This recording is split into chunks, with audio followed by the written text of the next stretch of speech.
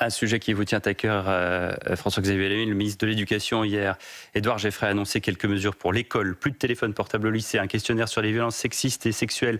La France est descendue entre la 23e et la 28e place au classement PISA selon les matières. C'est pire dans d'autres classements. Vous aviez alerté en 2014 dans votre livre Les Déshérités, qu'on peut lire encore en poche. Qu'est-ce qu'il faut faire pour l'école qui est l'un des grands chantier aujourd'hui pour la présidentielle? L'école, c'est le sujet existentiel pour l'avenir de la France. Et vous avez raison de le dire.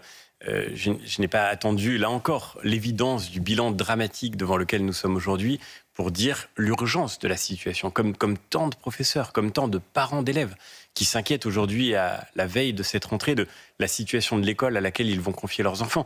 La vérité, c'est que nous avons aujourd'hui l'école la plus en difficulté de l'OCDE. En mathématiques, nos élèves sont les derniers d'Europe. Nos élèves sont les derniers d'Europe. Il faut le répéter autant de fois que nécessaire pour qu'on comprenne l'urgence de la situation. Il y a un jeune Français sur 5 qui, à 18 ans, ne sait pas lire le français correctement.